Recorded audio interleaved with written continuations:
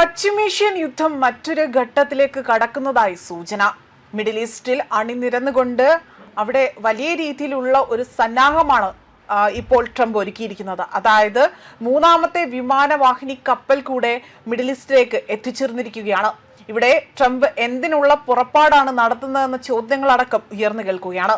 ഫെബ്രുവരി അവസാനമാകട്ടെ ഇറാനെതിരെ ആരംഭിച്ച ഇസ്രായേൽ വ്യോമാക്രമണങ്ങൾക്ക് 2 ആഴ്ച താൽക്കാലിക വെടിനിർത്തൽ പ്രഖ്യാപിച്ചിരിക്കുന്ന സാഹചര്യത്തിലാണ് മൂന്നാമത്തെ വിമാനവാഹിനി കപ്പലിന്റെ ഈ ഒരു വിന്യാസം ഇവിടെ നടന്നിരിക്കുന്നത്.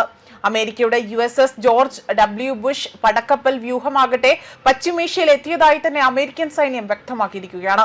ഇതോടുകൂടി തന്നെ ഈ മേഖലയിൽ നിലയുറപ്പിച്ചിരിക്കുന്ന കൂറ്റൻ അമേരിക്കൻ യുദ്ധക്കപ്പലുകളുടെ എണ്ണം 3 തന്നെ മാറുകയാണ്.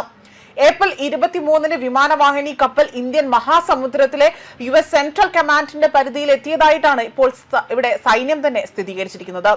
USS ജെറാൾഡ് ആകട്ടെ അതേപോലെ തന്നെ ഫോർഡ് ചെങ്കടലിലും USS എബ്രഹാം ലിങ്കൺ മേഖലയിലെ മറ്റു ഭാഗങ്ങളിലുമായി തന്നെ നിലയുറപ്പിച്ചുകൊണ്ട് പെട്രോളിംഗ് നടത്തി വരികയാണ്.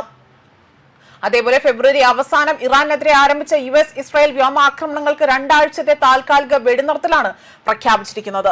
ഈ സാഹചര്യത്തിൽ ഈ ഒരു പുറപ്പാട് ഇവിടെ നടത്തുന്നതിൽ വലിയ ആശങ്കയാണ് ഇപ്പോൾ ഗൾഫ് രാജ്യങ്ങളിലടക്കം വലിയ രീതിയിലുള്ള ഒരു ആശങ്ക നിലനിൽക്കുന്നത്.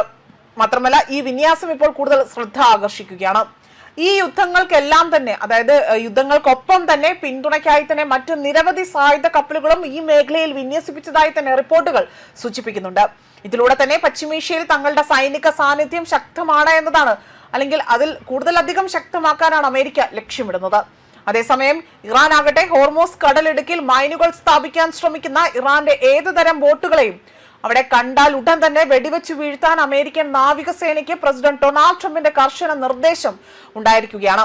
ലോകത്തിലെ ഏറ്റവും പ്രധാനപ്പെട്ട സമുദ്ര വ്യാപാര പാതകളിൽ ഒന്നായ ഇവിടെ മൈനുകൾ സ്ഥാപിച്ചുകൊണ്ട് കപ്പൽ ഗതാഗതം തടസ്സപ്പെടുത്തുവാനുള്ള ഇറാന്റെ നീക്കങ്ങളെ എന്തു വില കൊടുത്തും നേരിടുമെന്നാണ് ട്രംപ് പ്രഖ്യാപനം നടത്തിയിരിക്കുന്നത്.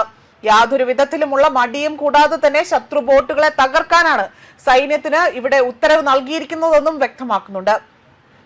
ഇറാന്റെ നാവികസേനയിലെ 159 കപ്പലുകളും നിലവിൽ കടലിന്റെ അടിത്തട്ടിലാണ് എന്നും അവരുടെ നാവിക ശക്തി അവിടെ നാമമാത്രമാണ് എന്നും ട്രംപ് അവകാശപ്പെടുന്നുണ്ട്. അതേസമയം കടലിടുക്കിൽ സ്ഥാപിച്ചിട്ടുള്ള മൈനുകൾ നീക്കം ചെയ്യുന്ന പ്രവർത്തനങ്ങൾ അമേരിക്ക വേഗത്തിലാക്കുന്നതായി തന്നെ റിപ്പോർട്ടുകൾ സൂചിപ്പിക്കുന്നുണ്ട്.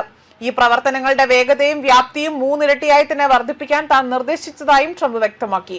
ആഗോള സാമ്പത്തിക സമ്മർദ്ദങ്ങൾ വർദ്ധിക്കുന്ന പശ്ചാത്തലത്തിൽ ഹോർമോസ് കടലിടുക്കിലൂടെയുള്ള കപ്പൽ ഗതാഗതം അത് സുഗമമാക്കുന്നതിനായുള്ള ചർച്ചകൾക്കിടയിലാണ് ഇത്തരമൊരു പ്രഖ്യാപനം പുറത്തു വന്നിരിക്കുന്നത്. ന്യൂസ് ഡെസ്ക് കർമ്മ ന്യൂസ്.